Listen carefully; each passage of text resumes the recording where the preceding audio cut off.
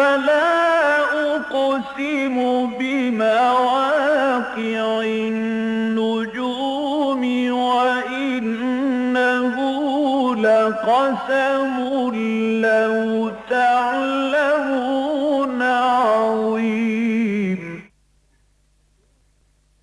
إنه لقرآن كريم في كتاب مكنون لا يمسه إلا المطهرون تنزيل من رب العالمين.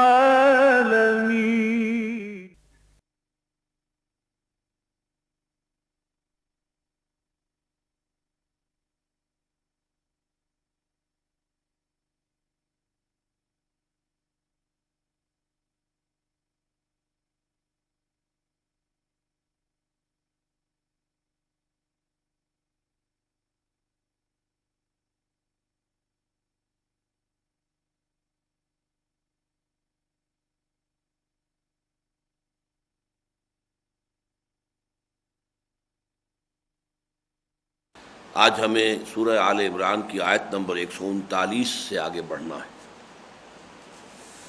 اعوذ باللہ من الشیطان الرجیم، بسم اللہ الرحمن الرحیم۔ ولا تہنوا ولا تحزنوا وانتم الاعلون ان کنتم مؤمنین ان یمسسکم قرح فقد مس القوم قرح مثلہ وتلک الایام نداولها بین الناس وَلِيَعْلَمَ اللَّهُ الَّذِينَ آمَنُوا وَيَتَّخِذَ مِنكُمْ شُهَدَاءَ وَاللَّهُ لَا يُحِبُّ الظَّالِمِينَ وَلِيُمَحِّصَ اللَّهُ الَّذِينَ آمَنُوا وَيَمْحَقَ الْكَافِرِينَ أَمْ حَسِبْتُمْ أَن تَدْخُلُوا الْجَنَّةَ وَلَمَّا يَعْلَمِ اللَّهُ الَّذِينَ جَاهَدُوا مِنكُمْ وَيَعْلَمَ الصَّابِرِينَ وَلَقَدْ كُنتُمْ تَمَنَّوْنَ الْمَوْتَ مِن قَبْلِ أَن تَلْقَوْهُ فقد رأيتموه وأنتم تنظرون صدق اللہ العظیم۔ رب اشرح لي صدری ویسر لي امری واحلل عقدۃ من لسانی یفقہوا قولی۔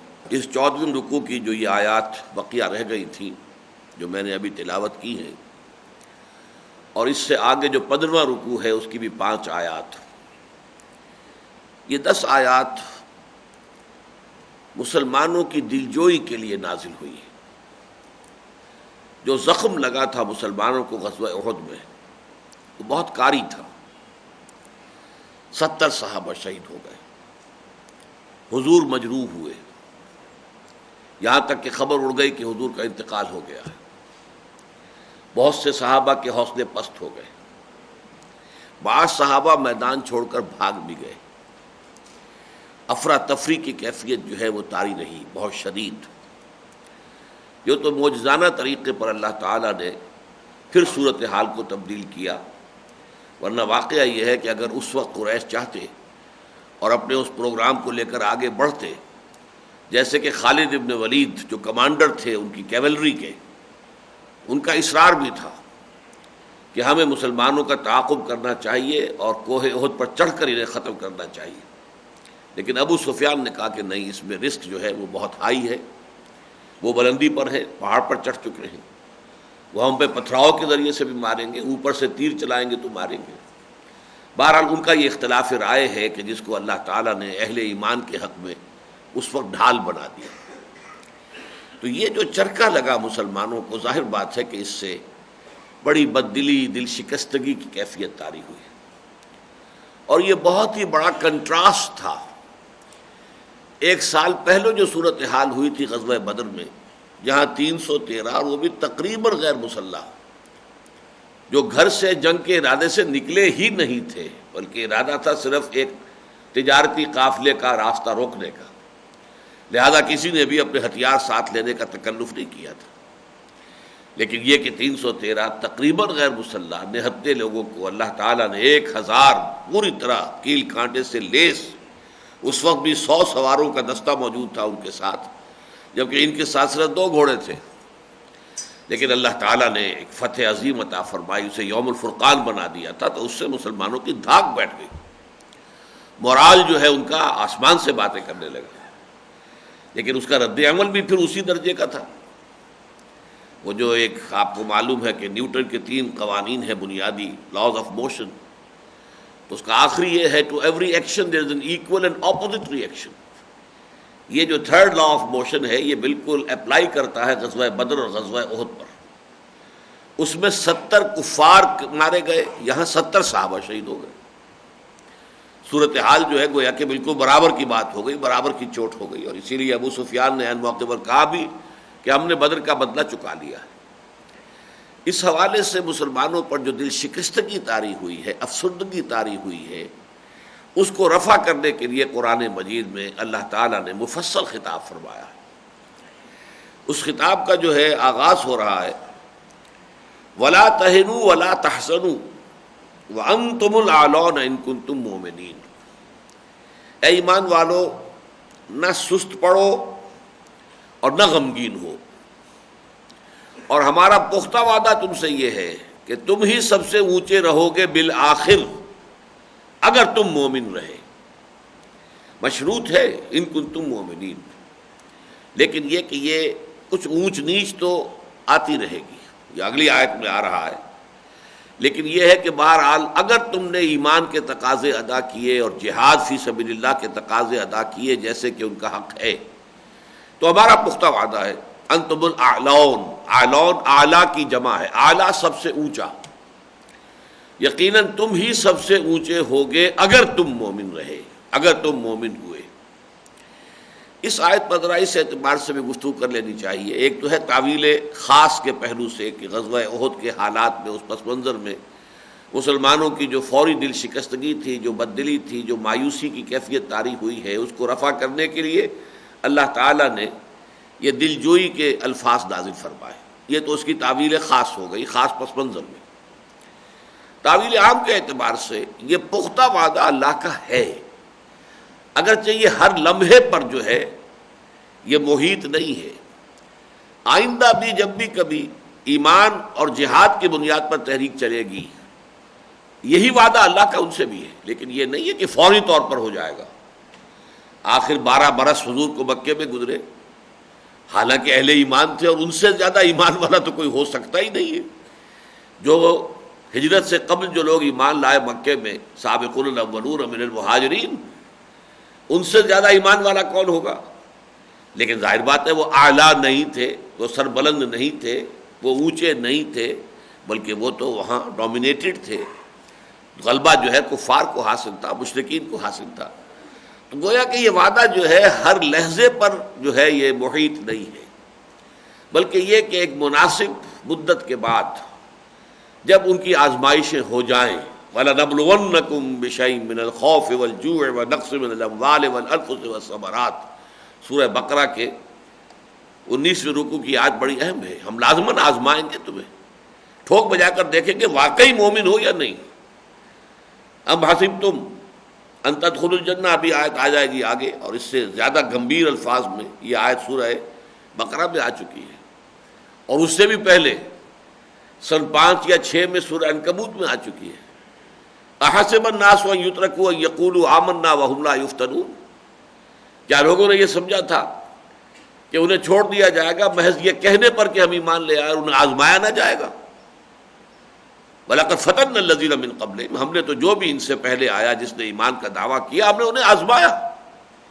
فَلَيَعْلَمَنَّ اللَّهُ الَّذِينَ صَدَقُوا وَلَيَعْلَمَنَّ الْكَاذِبِينَ، تو اللہ تعالیٰ تو بالکل واضح کر کے رکھ دے گا کہ کون حقیقتاً یقین رکھنے والے ہیں، صاحب ایمان ہیں، اور کون جھوٹ موٹ کے صاحب ایمان بنے ہوئے ہیں، دعویٰ کر رہے ہیں، زبان سے دعویٰ کر رہے ہیں، منہ سے دعویٰ کر رہے ہیں، لیکن ان کے دلوں میں وہ یقین موجود نہیں ہے۔ تو یہ چھانٹی تو اللہ کو کرنی ہی کرنی ہے۔ اس اعتبار سے اگر وہ شرطیں تم پوری کرو گے، ان امتحانات میں کامیابی سے گزر جاؤ گے، تو پھر وعدہ ہے پختہ اللہ کا کہ تم ہی سربلند ہوگے، تم ہی اونچے ہوگے۔ اور یہ وعدہ جیسے کہ نبی اکرم صلی اللہ علیہ وسلم اور صحابہ کرام کی جماعت کے ساتھ پورا ہوا، ایسا ہی آئندہ بھی ہوگا، لیکن یہ کہ اس میں شرطیں رہیں گی، ایمان اور عمل صالح کی۔ یہی 2 شرطیں جو ہے آیا استخلاف جو ہے سورہ نور کی اہم آیت نمبر 55، وعد اللہ الذین آمنوا منکم وعملوا الصالحات لیستخلفنہم فی الارض، اللہ کا وعدہ ہے مسلمانوں تم میں سے ان لوگوں کے ساتھ جو ایمان کا حق ادا کرے اور عمل صالح کا حق ادا کرے، کہ وہ انہیں زمین میں لازماً حکومت ادا کرے گا، استخلاف ادا کرے گا زمین کے اندر۔ تو یہ شرطیں اپنی جگہ پر قائم رہتی ہیں۔ لہذا یہ آیت جو ہے اپنی تعویل عام میں بھی یہ نہیں ہے کہ صرف یہ صحابہ کرام سے کہا جا رہا ہے، یہ آئندہ بھی اپلیکیبل ہے، لیکن ہر لحظے کے لیے نہیں ہے یہ، بلکہ جب بھی کوئی دعوت اٹھے گی، جب بھی ان کے شرائط پورے ہو جائیں گے، جب کہ وہ امتحانات پاس کر لیں گے، ابتلاؤں آزمائشوں سے کامیابی کے ساتھ گزر چکیں گے، پھر اللہ کی نصرت لازماً آئے گی۔ وَلَا تَهِنُوا وَلَا تَحْزَنُوا وَأَنْتُمُ الْأَعْلَوْنَ إِن كُنتُم مُؤْمِنِينَ، اور ہرگز نہ سست پڑو، نہ ڈھیلے پڑو، اور نہ ہی کوئی غم و اندوہ کو اپنے قریب آنے دو، اور یقیناً اللہ کا وعدہ تم سے یہ ہے کہ تم ہی سربلند ہوگے، تم ہی سب سے اونچے ہوگے، بشرطے کہ تم مومن ہوئے اور مومن رہے، اور تم نے ثابت کر دیا کہ واقعتاً تم مومن صادق ہو، تمہارے دل میں یقین موجود ہے، صرف یہ لپ سروس نہیں ہے، یہ صرف اقرار باللسان نہیں ہے، بلکہ یہ کہ واقعتاً ایک یقین کے ساتھ، یقین کی کیفیت کے ساتھ یہ تمہارے دلوں میں ایمان راسخ ہو چکا ہے۔ ویسے یہ کہ غزوہ احد میں جو کچھ پیش آیا ہے، اندازہ ایسا ہوتا ہے کہ اس کا چاہے ڈیٹیلڈ جو ہے پورا علم اللہ نے حضور کو نہ دیا ہو کہ کیا ہونے والا ہے، لیکن اندازہ حضور کو ہو گیا تھا، اس لیے کہ جب وہ مشورہ ہوا تھا کہ آیا ہم دفاع کریں مدینے میں محصور ہو کر یا کھلے میدان میں جا کر مقابلہ کریں، تو حضور کی اپنی رائے بھی یہی تھی کہ مدینے میں محصور ہو کر دفاع کرنا چاہیے، لیکن کچھ جو بہت جوشیلے مسلمان تھے، اور خاص طور پر وہ جو غزوہ بدر سے محروم رہ گئے تھے، بہت بڑی سعادت ہے، بدری صحابی ہونا بہت اونچا مقام ہے، اس حوالے سے یوں سمجھیے کہ عشرہ مبشرہ کے بعد جو ہے سیڑھی وہ بدری صحابہ کی ہے، پھر آتے ہیں وہ جنہوں نے کہ بیعت رضوان کی ہے، وہ 1400 یا 1800 افراد، تو یہ جو درجہ ہے حاصل ہونے سے جو محروم رہ گئے تھے، تو ان کو بڑی حسرت تھی، ان کو کھلے میدان میں جا کر مقابلہ کریں گے، اور ہمیں تو شہادت کی موت چاہیے، ہمیں فتح شکست سے کوئی سروکار نہیں ہے۔ لہذا حضور نے فیصلہ ان کی رائے کو، ان کے جذبات کو مد نظر رکھتے ہوئے اپنی رائے پر ان کے رائے کو ترجیح دے دی، لیکن پھر جب آپ اپنے حجرے سے برآمد ہوئے تو آپ نے 2 زرہیں پہنی ہوئی تھی، اس سے ماتھا ٹھنک گیا صحابہ کا کہ مسئلہ کچھ غیر معمولی ہے، یہ آپ کی عام جو ہے عادت نہیں ہے۔ اور واقعہ یہ کہ سوچئے کہ اس کے بعد جو تلوار کا وار آپ پر پڑا تھا، جس سے کہ آپ کے خود کی 2 کڑیاں گھس گئی ہیں آپ کے رخسار مبارک کی کھڈی کے اندر، اس طور سے پیوست ہو گئی ہیں کہ انہیں کھینچنے کی کوشش کی گئی دانتوں سے پکڑ کر، تو دانت نکل گئے۔ اگر یہ خود نہ ہوتا تو یہ تلوار کا وار کس قدر کارگر ہوتا۔ تو معلوم ایسا ہوتا ہے کہ اندازہ تو حضور کو ہو گیا تھا صلی اللہ علیہ وسلم، اسی لیے آپ نے یہ احتیاط کیا۔ بلکہ اس سے بھی آگے بڑھ کر میں آج غور کر رہا تھا، جو ابتدائی میں نے خطاب کیا تھا آپ سے، کہ جس میں کہ میں نے جنگ احد کے کچھ حالات اجمالاً بیان کر دیے تھے، اس میں نے جو فوج کشی کا حضور نے پلان اختیار کیا وہ بھی بہت غیر معمولی تھا۔ اس کی بھی حکمت یہی سمجھ میں آتی ہے کہ حضور کو اندازہ تھا کہ اب کیا ہونے والا ہے۔ ظاہر بات ہے، نبی چاہیے کہ کل غیب کا علم اس سے نہیں ہوتا، لیکن نبی تو نبی ہے، اللہ تعالیٰ مطلع کرتا ہے، اللہ تعالیٰ جس حد تک چاہتا ہے اپنے نبی کو وحی کے ذریعے سے حالات پر جو آنے والے حالات ہیں مطلع فرما دیتا ہے۔ حضور نے قیامت تک کے حالات کی پیشن گوئیاں کی ہیں، تو یہ ساری چیزیں جو ہیں یہ علم غیب اس معنی میں نہیں ہے کہ کل کا کل علم غیب جو ہے نبی کو حاصل ہوتا ہے، لیکن غیب میں سے کچھ حصہ ملتا ہے تبھی تو نبی بنتا ہے، ورنہ عام آدمی میں اور نبی میں فرق کیا ہے۔ تو اب دیکھیے، میں نے آپ کو بتایا تھا کہ قریش جب آ کر جو خیمہ زن ہوئے، انہوں نے اپنا پڑاؤ بنایا، تو اس طور سے کہ ان کے شمال میں احد ہے، اور پھر کچھ خالی جگہ چھوڑ کر، اور پھر جنوب میں جو ہے مدینہ منورہ ہے، تو فیس کر رہے ہیں مدینہ منورہ کو، یہ انہوں نے اپنا پڑاؤ بنا لیا۔ اب عام آدمی، اگر میں یا آپ بھی ہوتے اس وقت، تو یہ سوچتے کہ حضور جب آئے مدینے سے نکل کر، تو قریش کے سامنے جو ہے سفارہ ہونا چاہیے تھا، تاکہ مدینہ آپ کی پشت پر رہتا، کوئی مدد آ سکتی ہے، کوئی رسد آ سکتی ہے، تو وہ تو مدینے سے آ سکتی ہے نا۔ حضور نے بالکل برعکس معاملہ اختیار کیا، کنی کترا کر گئے ہیں، اور قریش کے پیچھے جا کر، قریش کے اور احد کے درمیان جا کر اپنی صف بندی کی ہے۔ لیکن یہ کہ اس کا نتیجہ کیا نکلا کہ غزوہ احد پشت پر آ گیا، حالانکہ مدینے کے اور مسلمانوں کے مابین تو لشکر کفار حائل ہے، ان کے مسلمانوں کے جنوب میں لشکر کفار، پھر اس کے جنوب میں مدینہ. لیکن اگر خدا نہ خواستہ وہ صورت ہوتی کہ مسلمان ہوتے مدینے کے اور قریش کے لشکر کے درمیان، اور اگر بھگدڑ بچتی تو کیا ہوتا؟ آگے کوئی رکاوٹ نہیں تھی، آگے تو کھلے میدان ہے، مدینے تک کوئی پناہ گاہ ہے ہی نہیں. ظاہر بات ہے کہ اس کی صورت میں تعاقب میں جب آتی کفار کی فوج تو سیدھے مدینے پہنچتی ہے. اور ظاہر بات ہے کہ ایک دفعہ شہری آبادی میں داخل ہونے کے بعد ایک فاتح فوج پھر جو کچھ کرتی ہے یہ دنیا میں ہر ایک کو معلوم ہے جو کچھ وہ کرتی ہے. اور یہ تو کفار تھے، مسلمانوں کے ساتھ کیا کچھ کرتے اس کا آپ تصور کریں گے تو کہاں اٹھیں گے. لیکن حضور نے شکل دیکھیے کیا کی ہے، جا کر آپ نے احد کو اپنے پیچھے رکھا تاکہ جب وہ صورتحال پیش آئی ہے تو آپ فوراً احد کے اوپر چڑھ گئے. یہ احد پر چڑھنے ہی نے در حقیقت اس کو بچاؤ کیا ہے. جب حضور بھی، حالانکہ آپ مجروح تھے اور بہت آپ کمزور بھی تھے، خون بہت بہہ چکا تھا، بہرحال آپ بھی چڑھے ہیں اور بھی صحابہ اسی طریقے سے آپ کی، تو مسلمانوں کا لشکر جو ہے وہ احد کے اوپر چڑھ گیا. اب اس کے بعد جو ہے اختلاف رائے ہوا. کمانڈر ان چیف ابو سفیان تھے، بعد میں ایمان لے آئے، اس لیے ادب سے نام لے رہا ہوں. اس وقت تک کافر اور مشرک تھے. اور کیولری کے انچارج جو ہیں وہ خالد ابن ولید تھے، جو بعد میں سیف من سیوف اللہ بنے. تو دونوں جو ہے نیچے کھڑے ہیں، دامن احد کی گفتگو ہو رہی ہے. خالد ابن ولید کہتا ہے، کیا کہتے ہیں کہ ہمیں ان کا پیچھا کرنا چاہیے، تعاقب کرنا چاہیے، چڑھ کر ختم کر دینا چاہیے. اس معاملے کو اب یہاں سے یعنی ختم کیے بغیر ہمیں واپس نہیں جانا چاہیے. ابو سفیان بہت جہاں دیدہ آدمی تھے، بہت جہاں دیدہ.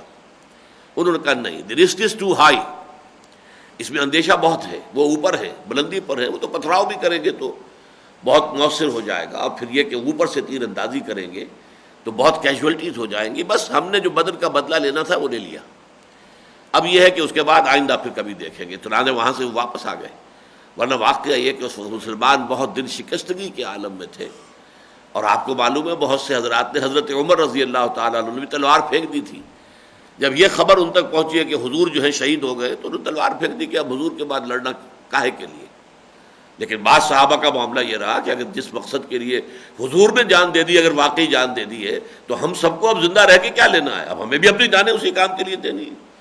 تو یہ تو مختلف طرز عمل ہوتے ہیں. بعض حضرات زیادہ جذباتی ہوتے ہیں، بعض حضرات زیادہ حقیقت اور واقعیت پسند ہوتے ہیں. اس حوالے سے طرز عمل تھا. لیکن یہ کہ اس میں کوئی شک نہیں کہ انتشار عمومی ہو گیا تھا اور بھگدڑ بچی تھی.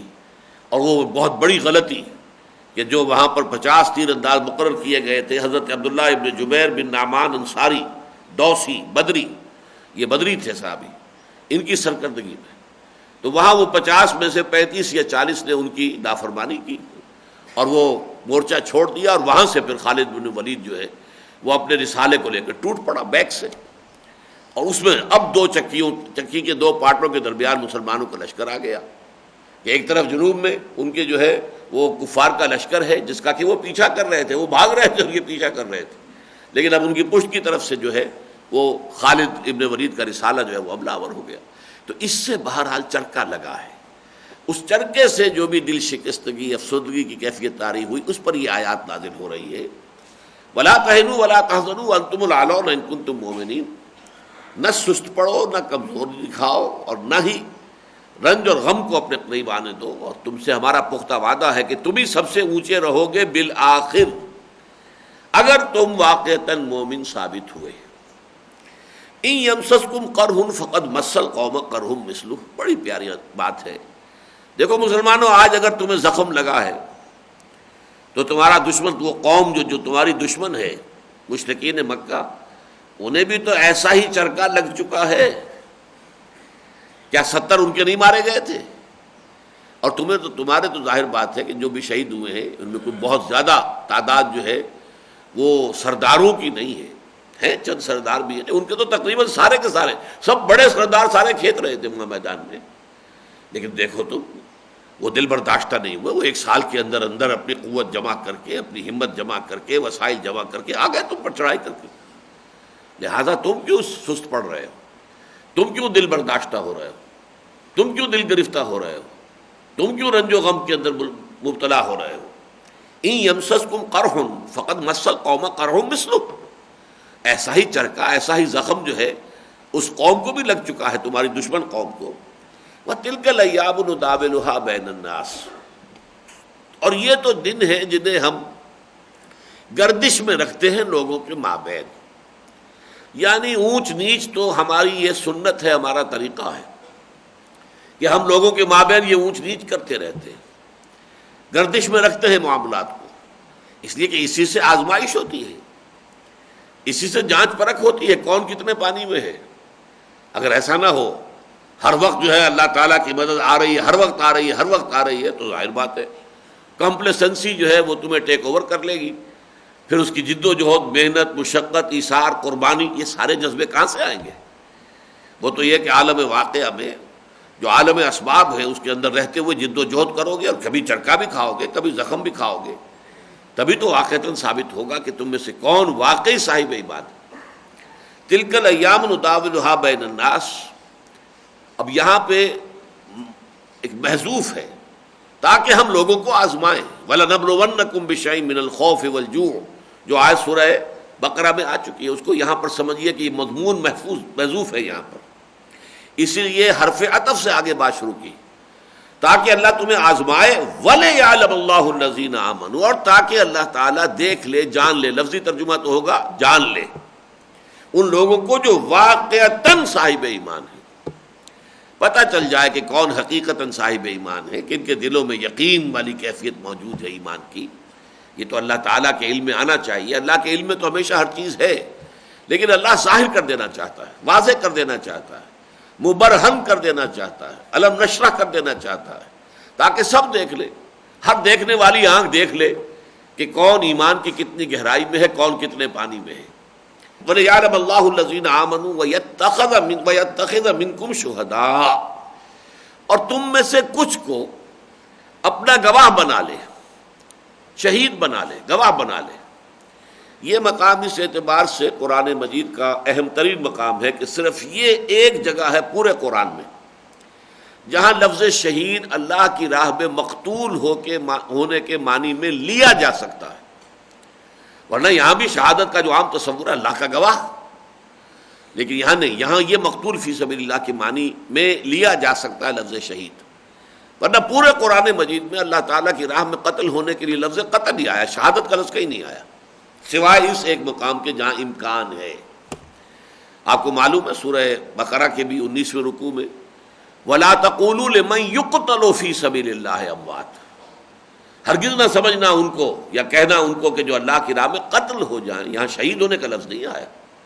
وَلَا تَقُولُوا لِمَنْ يُسْتَشْهَدَ فِي سَبِيلِ اللَّهِ أَمْوَاتٌ، ہرگز نہ یہ سمجھنا کہ جو بھی اللہ کی راہ میں شہید کر دیے جائیں، نہیں۔ وَلَا تَقُولُوا لِمَنْ يُقْتَلُ فِي سَبِيلِ اللَّهِ أَمْوَاتٌ، اسی طریقے سے اس سورہ آل عمران میں بھی آگے چل کر آئے گا وَلَا تَحْسَبَنَّ الَّذِينَ قُتِلُوا فِي سَبِيلِ اللَّهِ أَمْوَاتًا بَلْ أَحْيَاءٌ عِندَ رَبِّهِمْ يُرْزَقُونَ، ہرگز نہ سمجھنا ان لوگوں کو جو اللہ کی راہ میں قتل ہو جائیں کہ وہ مردہ ہیں، نہیں، وہ زندہ ہیں، اپنے رب کے پاس رزق پا رہے ہیں۔ فَرِحِينَ بِمَا آتَاهُمُ اللَّهُ مِنْ فَضْلِهِ، فرحاں و شاداں ہیں، خوش و خرم ہیں ان نعمتوں پر جو اللہ تعالیٰ نے انہیں اپنے فضل سے عطا کی۔ تو اللہ کی راہ میں قتل کے لیے بھی قرآن کا لفظ قتل ہی ہے، حدیث میں بھی بہت سے مقامات پر اللہ کی راہ میں قتل ہونے کے لیے اگرچہ لفظ شہادت کا بھی استعمال ہوا ہے، لیکن وہاں بھی ہم دیکھتے ہیں کہ حضور کی مشہور حدیث جو ہے لَوَدِدتُّ أَنْ أُقْتَلَ فِي سَبِيلِ اللَّهِ ثُمَّ أُحْيَا ثُمَّ أُقْتَلَ ثُمَّ أُحْيَا ثُمَّ أُقْتَلَ، اس میں قتل ہی کی گردان ہے کہ میری بڑی شدید خواہش ہے میں اللہ کی راہ میں قتل ہو جاؤں، پھر مجھے زندہ کیا جائے، پھر ایک مرتبہ اللہ کی راہ میں قتل ہونے کی لذت مجھے نصیب ہو، پھر مجھے زندہ کیا جائے، پھر ایک مرتبہ اللہ کی راہ میں قتل ہونے کی سعادت میرے حصے میں آئے۔ یہاں تینوں مرتبہ وہی لفظ قتل آ رہا ہے، لَوَدِدتُّ أَنْ أُقْتَلَ فِي سَبِيلِ اللَّهِ ثُمَّ أُحْيَا ثُمَّ أُقْتَلَ ثُمَّ أُحْيَا ثُمَّ أُقْتَلَ۔ تو اصل میں یہ لفظ شہید آیا ہے اس معنی میں کہ جو اللہ کی راہ میں قتل ہو جائے ہم اسے شہید کہتے ہیں، یہ حدیث میں آیا ہے، اس میں کوئی شک نہیں ہے، لیکن یہ کہ در حقیقت اس کا اصل قرآنی مفہوم گواہی ہے۔ ہر رسول شہید ہے، حالانکہ رسول قتل ہو ہی نہیں سکتے۔ فَكَيْفَ إِذَا جِئْنَا مِنْ كُلِّ أُمَّةٍ بِشَهِيدٍ وَجِئْنَا بِكَ عَلَىٰ هَٰؤُلَاءِ شَهِيدًا، حضور بھی شہید ہے، حالانکہ حضور اللہ کی راہ میں قتل ہو سکتے ہی نہیں ہے شدید ترین خواہش کے باوجود، لوددت ان اقتل فی سبیل اللہ ثم احیا ثم اقتل ثم احیا ثم اقتل، لیکن حضور کی یہ خواہش اس لیے پوری نہیں ہو سکتی کہ اللہ کا یہ مستقل قانون ہے، وَلَقَدْ سَبَقَتْ كَلِمَتُنَا لِعِبَادِنَا الْمُرْسَلِينَ، ہمارے جو بندے رسول ہوتے ہیں ان کے بارے میں تو ہمارا فیصلہ بہت پہلے سے ہو چکا ہے، ان جندنا لهم الغالبون، وہ تو ظاہر بات ہے کہ ہمارا جو لشکر ہوگا رسول اور اس کے ساتھی وہ غالب آ کر رہیں گے، رسول قتل نہیں ہو سکتا۔ اس لیے حضور کی اتنی شدید خواہش جو ہے اللہ نے پوری نہیں کی، لیکن یہ کہ وہاں بھی لفظ جو آتا ہے وہ قتل ہی کا آتا ہے، حالانکہ آپ شہید ہیں۔ فَكَيْفَ إِذَا جِئْنَا مِن كُلِّ أُمَّةٍ بِشَهِيدٍ، یہ شہادت کا لفظ قرآن مجید کی اصطلاح میں آتا ہے کار رسالت کے لیے۔ رسول کھڑے ہو کر گواہی دیتا ہے، اللہ میں گواہی دیتا ہوں اللہ کے سوا کوئی معبود نہیں، میں گواہی دیتا ہوں کہ میں اللہ کا رسول ہوں، پھر وہ اپنے قول سے اپنے عمل سے اللہ کے دین کی گواہی دیتا ہے، انفرادی سطح پر اپنی زندگی میں گواہی دیتا ہے عملاً یہ ہے اللہ کا دین، دیکھو میں عمل کر کے دکھا رہا ہوں۔ اور حضور پر جو تکمیل ہوئی رسالت کی وہ اس اعتبار سے کہ وہ اجتماعی نظام بھی قائم کر کے دکھا دیا، دیکھو یہ ہے وہ نظام جو اللہ نے مجھے عطا کیا، آؤ دیکھ لو، یہ گواہی ہے۔ دے تو بھی محمد کی صداقت کی گواہی، یہ گواہی دینا ہے، اشہد ان لا الہ الا اللہ واشہد ان محمد رسول اللہ، یہ تو اسلام میں داخلے کے لیے شاہدرہ ہے، گواہی دے کر تو آپ داخل ہوتے اسلام میں، یہ ہے گواہی۔ اور یہی گواہی دینا جو ہے پوری دنیا پر اب یہ امت مسلمہ کا فرض منصبی ہے۔ جاہدوا فی اللہ حق جہادہ هو اجتباکم وما جعل علیکم فی الدین من حرج ملت ابراہیم هو سماکم المسلمین من قبل وفی ھذا لیکون الرسول شہیدا علیکم وتکونوا شہداء علی الناس۔ اب اللہ کی راہ میں جہاد کرو اپنے امکانی حد تک، تاکہ رسول تو گواہ بنے تم پر اور تم گواہی دے سکو پوری نوع انسانی پر۔ یہ دنیا میں جو عملی اور قولی گواہی دی جاتی ہے اسلام کی، اللہ کے دین کی، اس کا ظہور جو آخرت میں ہوتا ہے وہ اس شکل میں ہوتا ہے کہ وقت کا رسول وہ گویا کہ پروزیکیوشن وٹنس کی حیثیت سے عدالت خداوندی میں کھڑا ہوگا، سرکاری گواہ کی حیثیت سے، اے اللہ تیرا جو پیغام مجھ تک آیا تھا میں نے ان تک پہنچا دیا تھا۔ دیکھیے ایک رسول اور ان کی امت سامنے ہے، نوح ہے اور جو اس وقت کے لوگ ان کے تھے ان کی امت جن کی طرف انہیں بھیجا گیا موجود ہے، اے اللہ تیرا جو پیغام آیا تھا میں نے انہیں پہنچا دیا تھا۔ تب ان سے پوچھا جائے گا تمہیں پہنچا دیا گیا تھا؟ جی پہنچا دیا گیا۔ پھر اس کے بعد گردنیں جھک جائیں گی، ولیکن حق القول، اب تو اللہ تعالیٰ کا فیصلہ ان پر ثابت ہو گیا، گویا کہ وہ مجرم ثابت ہوئے اور ان کے اوپر اللہ کے عذاب کا فیصلہ ہو گیا۔ قیل ادخلوا ابواب جہنم خالدین فیہا وبئس مثوى المتکبرین، اسی طریقے سے حضور کو بلایا جائے گا اور آپ کی وہ اس وقت کی جو امت ہے جس کو کہ براہ راست آپ نے دین پہنچایا ہے، ان پر گواہی لی جائے گی آپ سے، اور یہ گواہی جب حضور دیں گے اس کا جو نقشہ ہوگا اس کی وجہ سے حضور کی آنکھوں سے آنسو رواں ہو گئے تھے۔ یہ سورہ النساء کی آیت نمبر 41 ہے، اور یہ بڑا پیارا واقعہ ہے سیرت کا کہ حضور نے ایک مرتبہ حضرت عبداللہ ابن مسعود سے فرمائش کی کہ مجھے قرآن سناؤ۔ وہ کچھ جھجکے بھی کہ حضور میں آپ کو قرآن سناؤں، آپ پر تو قرآن نازل ہوا، آپ محبت قرآن ہیں، پھر آپ مجسم قرآن ہیں، آپ کو کیا قرآن سناؤں؟ فرمایا نہیں، مجھے دوسروں سے سن کر کچھ اور حظ اور کیفیت حاصل ہوتی ہے۔ لہٰذا انہوں نے پڑھنا شروع کر دیا سورہ نساء جو ہے آغاز سے۔ اب وہ نقشہ دیکھ لیجئے اپنے چشم تصور سے، صحابہ کرام تو بیٹھے ہوتے تھے حضور کی محفل میں تو گردنیں جھکا کر بیٹھتے تھے، اب یہ بھی پڑھ رہے ہیں تو گردن جھکائی ہوئی ہے۔ اب انہوں نے سورہ نساء شروع کی، جب 41ویں آیت پر آئے فَكَيْفَ إِذَا جِئْنَا مِن كُلِّ أُمَّةٍ بِشَهِيدٍ وَجِئْنَا بِكَ عَلَىٰ هَٰؤُلَاءِ شَهِيدًا، کیا ہوگا اس دن جب کہ ہم ہر امت کے خلاف ایک گواہ کھڑا کریں گے، اس کا جو رسول تھا اب وہ اس کے خلاف گواہی دے گا، اور اے نبی اے محمد آپ کو بلائیں گے گواہی دینے کے لیے اپنی اس امت کے خلاف۔ اس پر حضور کی آنکھوں سے آنسو رواں ہو گئے اور آپ نے کہا حسبک حسبک حسبک، بس کرو بس کرو۔ عبداللہ ابن مسعود رضی اللہ تعالیٰ عنہ نے آنکھ اٹھا کر دیکھا تو حضور کی آنکھوں سے آنسو بہ رہے تھے۔ یہ ہے شہادت کا اصل فلسفہ قرآن کا۔ البتہ یہ کہ جو شخص اس عمل میں جان دے دے، گویا کہ وہ فلی کوالیفائی کر گیا کہ وہ اللہ کا گواہ قرار دیا جائے، یہ گویا کہ آخری درجے کی کوالیفیکیشن ہے کہ اسے اللہ کا گواہ کہا جائے۔ اس معنی میں شہید جو ہے مقتول فی سبیل اللہ کے لیے اصطلاحاً پھر استعمال ہونا شروع ہو گیا، حدیث میں ہوا ہے، اور اس کے بعد ہمارے ہاں یہ اصطلاح اتنی عام ہو گئی کہ اب شہید کے معنی ہی وہ سمجھے جاتے ہیں۔ حالانکہ شہید تو اللہ کے دین کی گواہی دینا، شہادت یہ ہے، زبان سے دینا، عمل سے دینا، انفرادی سطح پر دینا، اجتماعی سطح پر دینے کی جد و جہد کرنا، تاکہ وہ نظام عملاً قائم کر کے دنیا کو دکھا دیا جائے کہ یہ ہے، دیکھ لو، یہ ہے دین اسلام، یہ ہے اللہ کی دی ہوئی ہدایت، یہ ہے رسول کی رحمت للعالمین کا سب سے بڑا مظہر، آؤ، یہ ہے شہادت۔ لیکن یہ مقام میں نے اس لیے یہ ساری وضاحت کی ہے، یہ واحد مقام ہے قرآن مجید میں جہاں یہاں شہادت اور شہید کے معنی جو ہے، شہداء کے معنی مقتول فی سبیل اللہ لینے کی گنجائش ہے، اگرچہ جو اس کا عام مفہوم ہے وہ بھی لیا جا سکتا ہے۔ وَيَتَّخِذَ مِنكُمْ شُهَدَاءَ، اللہ چاہتا تھا کہ تم میں سے کچھ لوگوں کو مرتبہ شہادت عطا کر دے، کچھ لوگوں کو اس خلعت سے نواز دے کہ واقعتاً انہوں نے اپنی جانیں دے دی اور گواہی جو ہے ثبت کر دی اپنے خون سے۔ شہادت بر وجود خود خون دوستاں خواہی، بڑے عجیب اشعار ہیں علامہ اقبال کے یہ۔ مقام بندگی دیگر، مقام عاشقی دیگر، ایک مقام بندگی ہے اور ایک ہے عشق، اللہ سے محبت کا مقام۔ زے نوری سجدہ می خواہی، زے خاکی بے شذا خواہی، اے اللہ تو نے جو نوری مخلوق پیدا کی ہے، فرشتے، اس سے تو سجدہ، تسبیح، نحن نسبح بحمدک ونقدس لک اور احکام کی تعمیل، بس یہی چاہیے نا۔ ان کے لیے جان دینے کا مرحلہ نہیں ہے آپ نے رکھا ہوا، لیکن یہ خاکی جو ہے انسان جو تو نے پیدا کیا، اس سے تو کچھ مزید چاہتا ہے، صرف بندگی نہیں، صرف نماز نہیں، صرف روزہ نہیں، صرف تسبیح و تحمید نہیں، بلکہ چنا خود را نگہداری کہ بائیں بے نیازی ہا، شہادت بر وجود خود ز خون دوستاں خواہی۔ تجھے حالانکہ تو بے نیاز ہے، غنی ہے، غنی عن العالمین، تمام جہانوں سے بے نیاز، لیکن ان تمام جملہ بے نیازیوں کے باوصف تیری خواہش کیا ہے کہ تیرے بندے، تیرے محبت کرنے والے، تیرے مت والے، تیرے دیوانے اپنا خون دے کر گواہی دیں تیری ہستی پر، تیری توحید پر۔ شہادت بر وجود خود سے خون دوستاں خواہی، اس معنی میں یہاں پر وَيَتَّخِذَ مِنكُمْ شُهَدَاءَ، اللہ یہ چاہتا تھا کہ وہ تم میں سے کچھ کو یہ مرتبہ جو ہے عطا فرما دے، خلعت سے نواز دے۔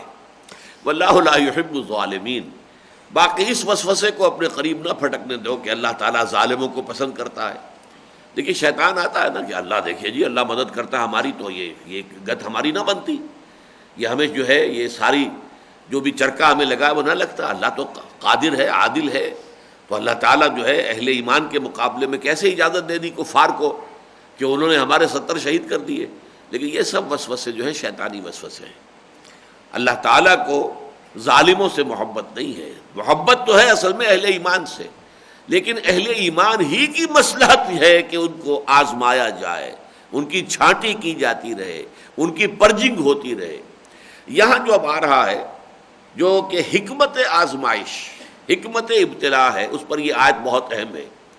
ویسے یہ مضمون مسلسل آئے گا، بار بار آئے گا اس سورہ آل عمران میں، اس لیے کہ واقعتاً یہ بہت بڑی آزمائش تھی، اگرچہ پوٹینشل آزمائش تو اس سے بہت بڑی تھی جو 2 سال کے بعد آنے والی تھی، جبکہ 12,000 کا لشکر آ کر گھیر کر پڑ گیا تھا مدینے کو، لیکن بالفعل اس کے اندر وہ نہیں ہوا کہ اتنے مسلمان جو ہیں وہ شہید ہو گئے ہوں، انہیں اپنی جانیں دینی پڑی ہوں۔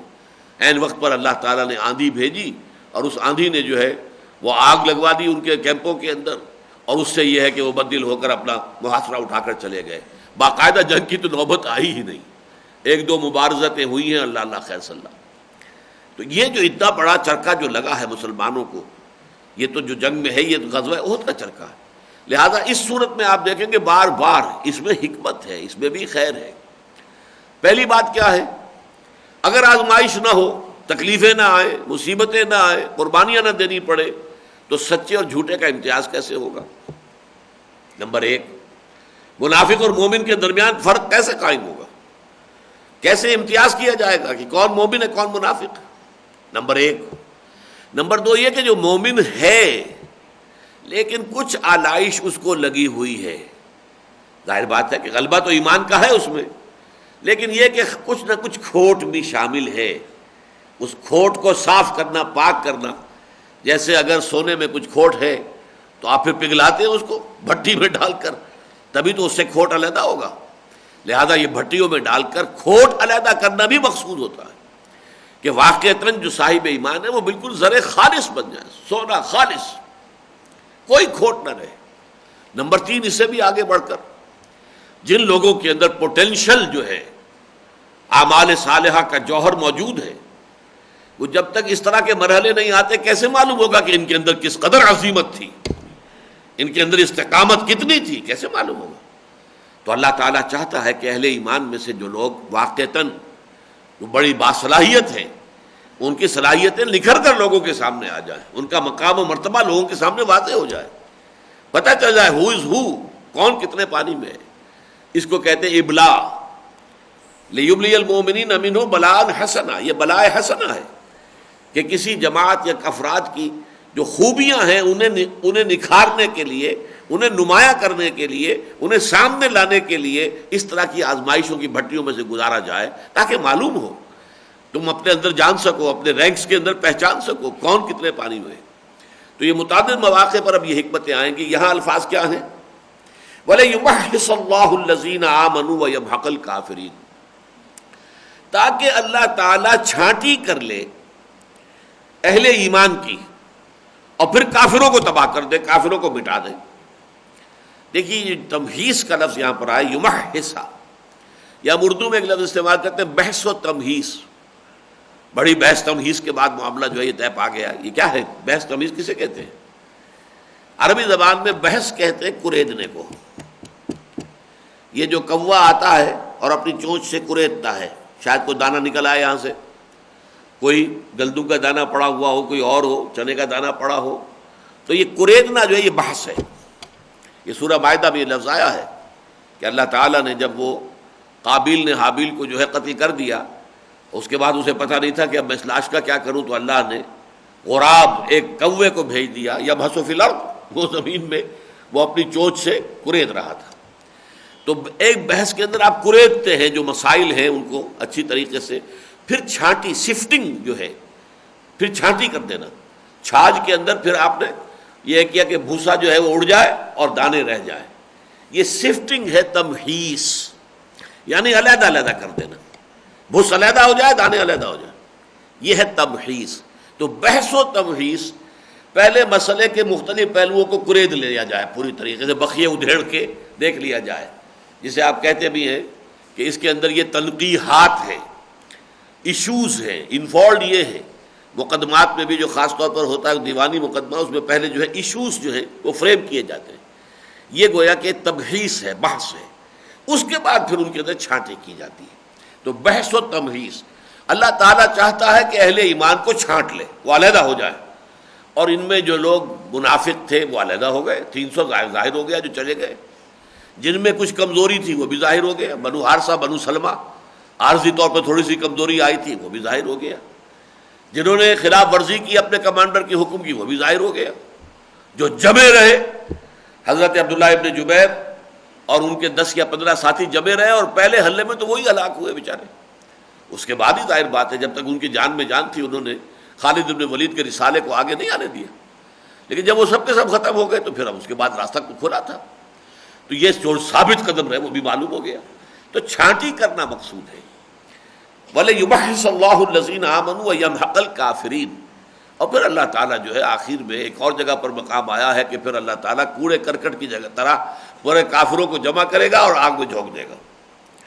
ام حسبتم ان تدخلوا الجنہ، کیا تم نے یہ سمجھا تھا کہ جنت میں داخل ہو جاؤ گے؟ دیکھیے بالکل اسی مفہوم کی آیت قرآن مجید میں سورہ بقرہ میں آ چکی ہے. یہ دونوں صورتیں بہنیں ہیں. جیسے وہ مضمون وَلَا تَقُولُوا لِمَنْ يُقْتَلُ فِي سَبِيلِ اللَّهِ أَمْوَاتٌ وَلَا تَحْسَبَنَّ الَّذِينَ قُتِلُوا فِي سَبِيلِ اللَّهِ أَمْوَاتًا، بات ایک ہی ہے، انداز جدا ہے، اسلوب مختلف ہے. وہاں کیا تھا؟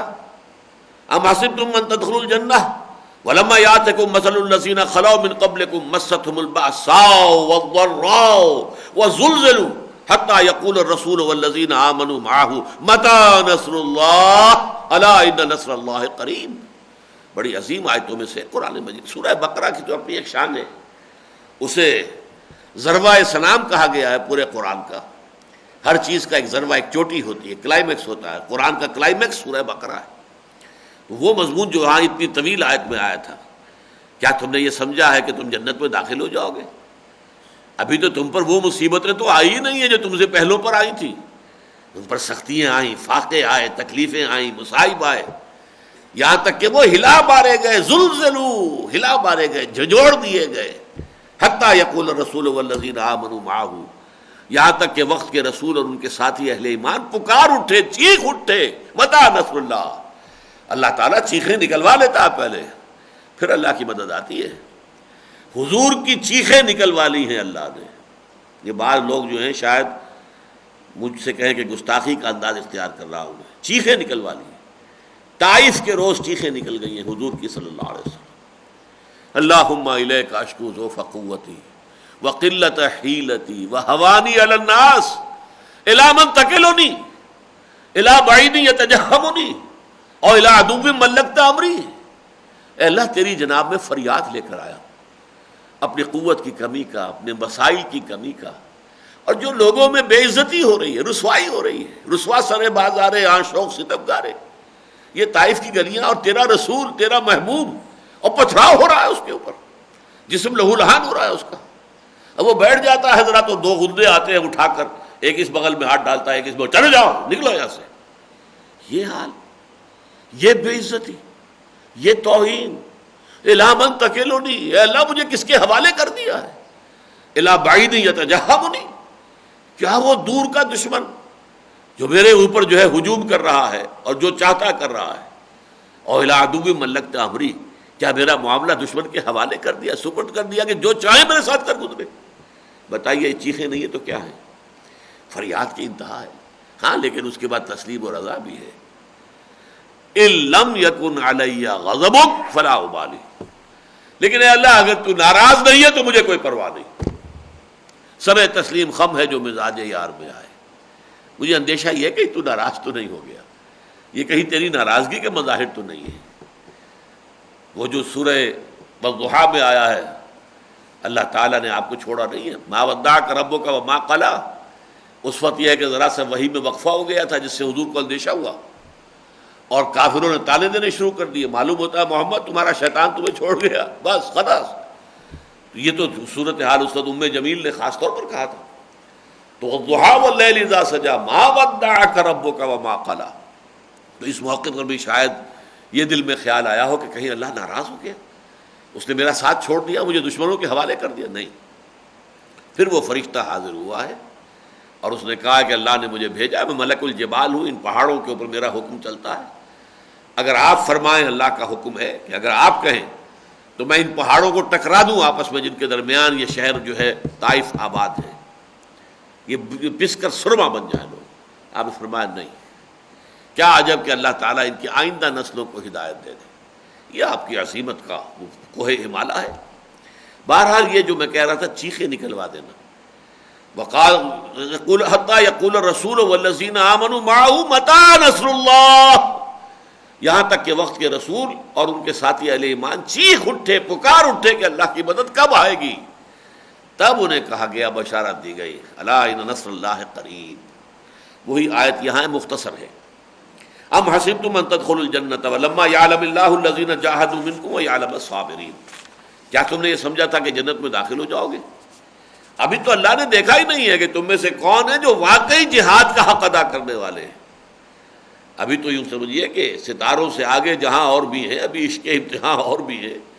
ابھی 2 سال کے بعد تو تمہاری جان جو ہے ہنسلی تک پہنچ جائے گی، اور تمہارے جو منافقین ہیں ان کے منہ پر ان کا نفاق آ جائے گا، چھپا ہوا جو دلوں میں تھا، اور وہ کہہ اٹھیں گے کہ ما وعدنا اللہ ورسولہ الا غرورا. ہمیں اللہ اور اس کے رسول نے جھوٹے وعدے کر کے اور سبز باغ دکھا کے بروا دیا. بہرحال ابھی تو وقت ایک سے ایک کڑا امتحان آنے والا ہے. ابھی تو اللہ نے دیکھا ہی نہیں ہے کہ کون تم میں سے واقعتاً جہاد کرنے والے ہیں. وَيَعْلَمَ الصَّابِرِينَ، اور اللہ جو ہے وہ تو پوری طرح واضح ہو جائے گا، اور ابھی تک اس نے یہ بات واضح نہیں کی ہے کہ کون ہے صبر کرنے والے. اب یہاں ذرا ایک جملہ جو ہے تھوڑا سا تعریض کا انداز ہے، خاص طور پر وہ جو لوگ بہت جوش کے ساتھ کہہ رہے تھے کہ ہمیں تو شہادت چاہیے. وَلَقَدْ كُنْتُمْ تَمَنَّوْنَ الْمَوْتَ مِنْ قَبْلِ أَنْ تَلْقَوْهُ۔ دیکھو مسلمانوں، تم موت کی تمنا، اب یہ نہ سمجھیے کہ یہ تمام مسلمانوں سے خطاب ہے، معاذ اللہ، وہ لوگ جو ذرا زیادہ جوشیلے، اور یہ ایک کہاوت ہمارے ہاں ہے، تھوتھا چنا باجے گھنا، جن میں کم ہوتی ہے چیز وہ کچھ زیادہ اچھلتے کودتے ہیں، جیسے کہ برتن خالی ہو تو اس کی آواز زیادہ آتی ہے، اسی طریقے سے معلوم ہوتا ہے کچھ لوگ تھے جنہوں نے بہت بڑھ چڑھ کر ہمیں تو شہادت کی بس موت چاہیے، ہمیں تو کچھ کوئی غرض نہیں ہے، تو فرمایا وَلَقَدْ، وہ لوگ ہیں اصل میں، خطاب جو ہے اس کا روح سخن ان لوگوں کی طرف ہے۔ وَلَقَدْ كُنْتُمْ تَمَنَّوْنَ الْمَوْتَ مِنْ قَبْلِ أَنْ تَلْقَوْهُ، اور تم موت کی تمنائیں کر رہے تھے اس سے پہلے کہ اس سے ملاقات کرو۔ یہ موت بہت ہی قریب شے ہے، موت کوئی آسان مرحلہ نہیں ہے، یہ کوئی پھولوں کی سیج نہیں ہے۔ من قبل ان تلقاؤ، اس سے ملاقات سے قبل تو تمہاری بڑی آرزویں ہیں، اور تمہاری زبان پر آرزو شہادت اور ذوق شہادت اور جوش شہادت، شہادت ہے مطلوب و مقصود مومن، نہ مال غنیمت نہ کشور کشائی۔ حالانکہ واقعہ یہی ہے کہ جن کے اندر ظرف زیادہ ہوتا ہے اتنا ہی وہ خاموش ہوتے ہیں، جس کا جتنا ظرف ہے اتنا ہی وہ خاموش ہے۔ یہ جو زبان پہ آتا ہے انہی کے کہ جن کے اندر ظرف جو ہے کم ہوتا ہے اور وہ اچھل پڑتا ہے، جیسے برتن میں سے پانی جو ہے چھلک پڑے۔ وَلَقَدْ كُنْتُمْ تَمَنَّوْنَ الْمَوْتَ مِنْ قَبْلِ أَنْ تَلْقَوْهُ فَقَدْ رَأَيْتُمُوهُ، تو اب تم نے دیکھ لیا ہے موت کو، وَأَنْتُمْ تَنْظُرُونَ، آنکھوں میں آنکھیں ڈال کر، اب یہ موت تمہارے سامنے آئی، جان پر بن گئی تھی۔ صورتحال تو واقعتاً انتہائی شدید ہو چکی تھی۔ وہ تو جو بھی اللہ تعالیٰ نے اپنا فضل کیا ہے، اور ابو سفیان کی جو بھی اس وقت کی جو بھی آپ اسے کہیں، اس نے بہرحال اسی کے اندر مصلحت سمجھی کہ بس یہیں تک ہم نے اپنا بدلہ چکا لیا ہے، یوم بدر کا بدلہ جو ہے یوم احد ہو گیا، اس سے زیادہ پھر آگے بعد میں کبھی نپٹیں گے، اب اس وقت اس سے آگے نہیں۔ تو اللہ تعالیٰ نے جو ہے اس طریقے سے مسلمانوں کو بچا لیا۔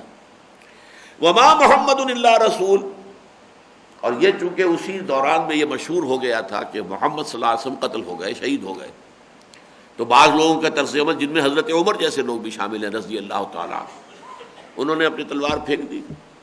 جب حضوری کا انتقال ہو گیا تو اب کیا فائدہ جنگ میں جاری رکھنے کا؟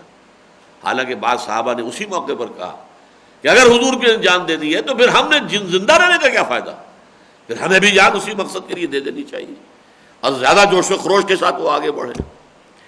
تو بہرحال مختلف جو ہے طبائع، ان کا جذباتی رد عمل مختلف ہو جاتا ہے۔ حضرت عمر، اس میں تو کوئی شک نہیں ہے کہ جذبات کا پہلو ان کی شخصیت میں غالب تھا۔ تو فرمایا وما محمد الا رسول، یہی حضرت عمر کی جذباتیت اس وقت ظاہر ہوئی جب حضور کا بالفعل انتقال ہوا ہے۔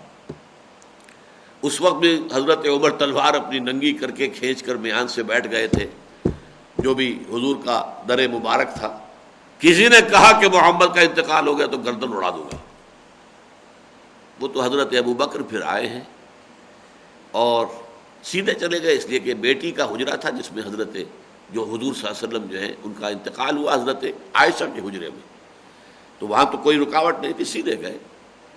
آپ کے پیشانی پر سے، چہرے پر سے چادر ہٹائی، بوسہ دیا، پھر باہر آ کر کہا یہ آیت جو اب ہم پڑھ رہے ہیں، وما محمد الا رسول، اور کہا من کان یعبد محمدا فإن محمدا قد مات، جو شخص محمد کی بندگی اور عبادت کرتا تھا وہ سن لے محمد کا انتقال ہو گیا۔ ومن کان یعبد اللہ فإن اللہ حی لا یموت، اور جو کوئی بندگی اور اطاعت اور عبادت کرتا تھا اللہ کی، وہ مطمئن رہے کہ اللہ تعالی ہمیشہ زندہ رہنے والا ہے، جس پر کبھی موت طاری نہیں ہوگی۔ تو حضرت عمر نے اس وقت کہا کہ مجھے محسوس ہوا کہ یہ آیت اسی وقت نازل ہوئی ہے، یعنی ذہن سے اس وقت اس طرح اوجل ہو گئی تھی یہ آیت کہ اب جو حضرت ابو بکر نے کوٹ کی ہے تو انہوں نے محسوس کیا کہ جیسے شاید ابھی نازل ہوئی، وہ ہے یہ آیت وما محمد الا رسول، اور محمد کچھ نہیں ہے سوائے اس کے کہ اللہ کے ایک رسول ہے، قد خلت من قبلہ الرسل، ان سے پہلے بہت سے رسول گزر چکے، نوح سے لے کر محمد تک۔ ایک روایت کے مطابق علی صاحب الصلاۃ والسلام 313 رسول آئے، 1.25 لاکھ نبی آئے۔ وما محمد الا رسول قد خلت من قبلہ الرسل، ان سے پہلے بہت سے رسول گزر چکے. افہم ماتا و قتلا، تو کیا اگر وہ ان کا انتقال ہو جائے یا وہ قتل ہو جائے، یہاں پھر دیکھیے قتل کا لفظ قتل ہی آیا ہے، شہادت کا لفظ نہیں آیا. افہم ماتا و قتلا، کیا اگر وہ بالفرض ان کا انتقال ہو جائے، انتقال تو ہونا ہی ہونا ہے، یا قتل ہو جائے بالفرض، اگرچہ قتل وہ نہیں ہو سکتے، لیکن یہ کہ یہاں تو اصولی بات کی جا رہی ہے. افہم ماتا و قتلا انقلبتم علی اعقابکم، تو کیا تم اپنی ایڑیوں کے بل واپس لوٹ جاؤ گے کفر میں یا شرک میں یا اپنے آبائی دین میں؟ محمد کے انتقال کے ساتھ تمہارا تعلق ان کے لائے ہوئے دین سے بھی منقطع ہو جائے گا. وَمَن يَنْقَلِبْ عَلَىٰ عَقِبَيْهِ فَلَن يَضُرَّ اللَّهَ شَيْئًا، جو کوئی بھی اپنی ایڑیوں کے بل لوٹ جائے وہ اللہ کو کوئی نقصان نہیں پہنچائے گا. وَسَيَجْزِي اللَّهُ الشَّاكِرِينَ، اور اللہ تعالیٰ بدلہ دے گا قریب انشاءاللہ ان کو کہ جو شکر کرنے والے ہیں. شکر کیا ہے؟ اللہ نے محمد کے ذریعے صلی اللہ علیہ وسلم تمہیں ہدایت عطا فرما دی، اس کا شکر ادا کرو. محمد تو ایک ذریعہ تھے صلی اللہ علیہ وسلم، اللہ کی ہدایت تم تک پہنچانا یہ ان کی ذمہ داری تھی. ان کے ممنون احسان رہو کہ ان کے ذریعے سے اللہ تعالیٰ نے تمہیں ہدایت دی ہے. لَن يَهْدِيَ اللَّهُ بِكَ رَجُلًا وَاحِدًا خَيْرٌ لَكَ مِنْ حُمُرِ النَّعَمِ. حضرت علی سے مخاطب ہو کر حضور نے فرمایا، اے علی تمہارے ذریعے سے اللہ تعالیٰ اگر کسی ایک شخص کو ہدایت دے دے تو وہ بھی تمہارے لیے سرخ اونٹوں سے بہت زیادہ قیمتی شے ہوگی. تو محمد کے ذریعے تو نہ معلوم اللہ تعالیٰ نے کتنی مخلوق کو ہدایت دی ہے، تو وہ ان کا اپنا احسان مانو. لیکن یہ کہ بہرحال جو شاکر بندے ہیں، جو شکر گزار ہیں، جو اس احسان کی قدر کرنے والے ہیں، اس کی قدر و قیمت سے واقف ہیں، اللہ انہیں بدلہ دے گا. وما كان لنفس ان تموت الا باذن الله کتابا مؤجلا، اور کسی جاندار کے لیے یہ ممکن نہیں ہے کہ وہ مر جائے مگر اللہ کے اذن سے. موت حیات اللہ کے ہاتھ میں، اور یہ موت جو ہے کتاب مؤجلا، لکھی ہوئی ہے معین وقت کے لیے. اجل معین وقت، مؤجل ہے، یہ تو طے ہے کب آئے گی، لہذا اس سے پہلے کسی کے مرنے کا امکان ہی نہیں. یہی وجہ ہے کہ بعض حضرات کہتے ہیں کفا بالموت حافظہ، موت سے زیادہ حفاظت کرنے والی اور کوئی شے نہیں ہے. فرض کیجئے میری موت کا وقت جو ہے آج سے 2 سال بعد کا ہے، تو آج کوئی شخص مجھے ہلاک نہیں کر سکتا. اس سے بڑی حفاظت اور کیا ہوگی؟ کتنا ہی کوئی لاؤ لشکر ہو، کتنی ہی کوئی سازش ہو جائے، کتنا ہی کچھ ہو رہا ہو، کیسے ہلاک کرے گا مجھے؟ اس لیے کہ اب وہ وقت معین وہ تو جب آئے گا تبھی میرے لیے موت ہے، اس سے پہلے نہیں ہے. تو محافظ ہے، میری موت میری محافظ ہے. کفا بالموت حافظہ، حفاظت کر رہی ہے. لیکن ابھی وقت نہیں آیا اس کا، لہذا کوئی بھی مجھے غدر نہیں پہنچا سکتا.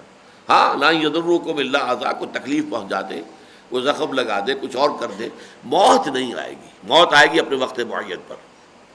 وما كان لنفس، کسی بھی جاندار کے لیے یہ ممکن نہیں ہے ان تموت، کہ وہ مر جائے، الا باذن اللہ، مگر اللہ کے اذن سے. کتابا مؤجلا، یہ ایک وقت معین لکھا ہوا طے شدہ. ومن یرد ثواب الدنیا نؤتہ منہا، اور جو کوئی دنیا ہی کا بدلہ چاہتا ہے، ارادہ رکھتا ہے دنیا ہی میں اپنے اعمال کا بدلہ مل جائے. محنت ایک تو یہ کہ بھاگ دوڑ ہے ہی دنیا کے حصول کے لیے، یا کوئی نیکی کا کام بھی کر رہے ہیں تو وہ چاہتے ہیں کہ دنیا ہی میں اس کا اجر و ثواب اور اس کا نتیجہ بھی ضرور دیکھ لیں اپنی نگاہوں سے، یہ بھی اسی کے تابع ہو جائے گی بات. ومن یرید ثواب الدنیا نؤتہ منہا، ہم اس میں سے کچھ دے دیتے ہیں. دنیا کمانے کی کوشش کرو گے، دنیا دے دیں گے، مال و دولت جو ہے وہ کچھ نہ کچھ تمہیں مل جائے گی. ومن یرید ثواب الآخرۃ نؤتہ منہا، البتہ جو کوئی آخرت کے ثواب کا طلبگار ہوگا اللہ اس میں سے اس کو عطا کرے گا. وسنجزی الشاکرین، دوبارہ پھر وہی آیا، اور یقیناً ہم بدلہ دیں گے اپنے احسان مند، اپنے احسان ماننے والوں اور احسان کی قدر کرنے والے لوگوں کا، شکر گزار لوگوں کا. وَكَأَيٍّ مِّن نَّبِيٍّ قَاتَلَ مَعَهُ رِبِّيُّونَ كَثِيرٌ، اے مسلمانوں جیسے محمد پہلے رسول نہیں ہے، وَمَا مُحَمَّدٌ إِلَّا رَسُولٌ قَدْ خَلَتْ مِن قَبْلِهِ الرُّسُلُ، ایسے ہی اللہ کی راہ میں قتال جو ہے وہ بھی یہ کوئی پہلے مار کے نہیں ہو رہے. تاریخ انسانی میں کتنے ہی نبی ایسے گزرے ہیں. وَكَأَيٍّ مِّن نَّبِيٍّ قَاتَلَ مَعَهُ، جن کے ساتھ ہو کر ربیون، ربانی لوگ، اللہ والے لوگ، اللہ والوں نے ان کے ساتھ ہو کر جنگیں کی ہیں. کفار سے جنگ کی ہے. آپ کو معلوم ہے جالوت کے مقابلے میں طالوت آیا ہے. بہرحال ساری جنگیں تو قرآن مجید میں ریکارڈڈ نہیں ہیں، لیکن جنگیں تو بہت ہوئی ہیں. کَأَيٍّ مِّن نَبِيٍّ قَاتَلَ مَعَهُ رِبِّيُّونَ كَثِيرٌ. تو اے محمد کے ساتھیو صلی اللہ علیہ وسلم رضوان اللہ تعالی علیہ مجمعین، تم پہلے نہیں ہو اس میدان میں. تم سے پہلے بھی کتنے ہی نبی گزرے ہیں جن کے ساتھیوں نے ان کے ساتھ ہو کر دست و بازو بن کر قتال کیا اللہ کی راہ میں. وَكَأَيٍّ مِّن نَبِيٍّ قَاتَلَ مَعَهُ رِبِّيُّونَ كَثِيرٌ فَمَا وَهَنُوا لِمَا أَصَابَهُمْ فِي سَبِيلِ اللَّهِ. تو اللہ کی راہ میں جو بھی ان پر مصیبتیں ٹوٹیں، تکلیفیں آئیں، مضرتیں تکالیف آئیں، ان سے انہوں نے ہمت نہیں ہاری. ما وہنوا وما ضعفوا، نہ ہی وہ کمزور ہوئے، وما استکانوا، اور نہ ہی ان کے حوصلے پست ہوئے. جو بھی آیا آیا، جو مصیبت آئی جھیلی، برداشت، پوری ثابت قدمی کے ساتھ، صبر کے ساتھ، استقلال کے ساتھ جمے رہے، ڈٹے رہے، قدم اکھڑے نہیں. فما وہنوا لما اصابہم فی سبیل اللہ، جو کچھ اللہ کی راہ میں ان پر بیتی اس پر نہ تو وہ انہوں نے ہمت ہاری، وما ضعفوا، نہ انہوں نے کسی کمزوری کا، ضعف کا اظہار کیا، وما استکانوا، نہ حوصلہ کی پستی پیدا ہوئی. واللہ یحب الصابرین، اور اللہ تعالیٰ تو ایسے ہی صبر کرنے والوں سے محبت کرتا ہے جو جمے رہے، ڈٹے رہے. ابھی اس کے امتحان اور بھی ہے محمد کے ساتھیوں، ابھی تو بڑی سے بڑی منزلیں تمہیں سر کرنی ہے. وما کان قولہم، اب یہ گویا کہ تلقین کی جا رہی ہے کہ تمہارا طرز عمل کیا ہونا چاہیے. ہمارے سابق انبیاء کے ساتھ ہو کر اللہ کی راہ میں جنگ کرنے والے، جہاد کرنے والے، ان کا کیا قول تھا. وہ جب بھی سامنے آتے تھے، جیسے کہ ہم پڑھ چکے ہیں اس سے پہلے سورہ بقرہ میں جب طالوت اور جالوت کی جنگ کا ذکر آیا ہے، تو اہل ایمان نے کیا دعا کی تھی اس وقت، وہی یہاں پر گویا کہ قول نقل ہو رہا ہے. وما کان قولہم الا ان قالوا، ان کا تو کہنا اس کے سوا کچھ نہیں تھا کہ انہوں نے یہ کہا ربنا اغفر لنا ذنوبنا، اے رب ہمارے بخش دے ہمیں جو بھی ہم سے کوتاہیاں ہو گئی ہیں. ذنب کا اصل مفہوم کوتاہی ہے، جو کسی کا اخلاقی تقاضا ہے وہ پورا نہیں کر پا رہا، یہ ذنب ہے. ظلم ہے کسی کا حق مار لینا، یہ ذنب ہے جو کوتاہی ہے، کسی کے حق کی ادائیگی میں کوتاہی. تو پروردگار جو بھی کوتاہیاں ہم سے ہو گئی ہوں، ہمارے جو گناہ ہیں انہیں بخش دے. وَإِسْرَافَنَا فِي أَمْرِنَا، اور اگر ہم نے کہیں کوئی تعدی کر دی ہو، کوئی حد اعتدال سے تجاوز کر دیا ہو، کہیں ہمارے قدم جو ہے زیادہ عدل و اعتدال سے جو ہے منحرف ہو گئے ہوں، تو اللہ اسے بھی بخش دے، کنڈون کر دے. وَثَبِّتْ أَقْدَامَنَا، اور ہمارے قدموں کو جما دے. وَانصُرْنَا عَلَى الْقَوْمِ الْكَافِرِينَ، اور ہماری مدد فرما کافر لوگوں کے مقابلے میں. یہ دعا اجمالاً یہ دعا جو ہے سورہ بقرہ میں بھی آ چکی ہے، اور یہاں ذرا مزید شر و بست کے ساتھ آئی ہے. فَآتَاهُمُ اللَّهُ ثَوَابَ الدُّنْيَا وَحُسْنَ ثَوَابِ الْآخِرَةِ، تو اللہ تعالیٰ نے ایسے لوگوں کو، اپنے ایسے صابر بندوں کو دنیا کا بھی ثواب دیا، کامیابیاں عطا کی، وہ سربلند ہوئے، ان کی حکومتیں قائم ہوئی. حضرت طالوت کی حکومت قائم ہوئی، ان کے وارث بنے پھر حضرت داؤد علیہ السلام اور پھر حضرت سلیمان علیہ السلام. تو وہ جو جنگ ہے جس کا تذکرہ سورہ بقرہ سے شروع ہو چکا ہے، اس کا نتیجہ کیا تھا؟ فآتاہم اللہ ثواب الدنیا، دنیا میں سربلندی، دنیا میں اقتدار، وحسن ثواب الآخرہ، اور اس سے بھی کہیں بڑھ کر نہایت حسین جو ہے بدلہ وہ آخرت کا ہوگا. وہ جو ہے اس کا تم تصور کر ہی نہیں سکتے. ما لا عین رات ولا اذن سمعت وما خطر علی قلب بشر، جو نہ کسی آنکھ نے دیکھا، نہ کسی کان نے سنا، نہ کسی انسان کے دل میں اس کا کبھی کوئی خیال تک وارد ہو سکا. فآتاہم اللہ ثواب الدنیا وحسن ثواب الآخرہ واللہ یحب المحسنین، اور یقیناً اللہ تعالیٰ اپنے ایسے ہی خوبکار بندوں کو سے محبت کرتا ہے. احسان کے معنی جو اپنے دین کی انتہائی خوبصورت صورت کو اختیار کرے. دین کے اندر بھی درجے ہیں. ایک مارے باندھے کو دین کے حکم پر عمل پیرا ہو رہا ہے، انسان کر رہا ہے پورا، بہرحال امتثال امر تو ہو گیا، نماز پڑھ لی ہے، جیسی بھی ہے سستی کے ساتھ ہے اور دل لگا ہوا نہیں ہے، لیکن پڑھ لی ہے، نماز ادا ہو گئی، فرض ادا ہو گئے. ایک یہ کہ نہایت خشوع و خضوع کے ساتھ، دل کے انشراح کے ساتھ انسان جو ہے اللہ کی عبادت کر رہا ہو، تو یہ محسنین ہوگا، یہ احسان صلاۃ ہوگا، نماز کا احسان. حسین نماز اس کی ہوگی۔ تو اسلام پورا کا پورا جب اس حسن کے مقام کو پہنچ جاتا ہے تو پھر وہ شخص کہلاتے ہیں اللہ کی نگاہ میں محسنین، اور یہ بلند ترین درجہ ہے اللہ کے بندوں کا، پہلے اسلام، پھر ایمان، اور پھر احسان۔ بارک اللہ لی و لکم فی القرآن العظیم و نفعنی و ایاکم بالآیات والذکر الحکیم۔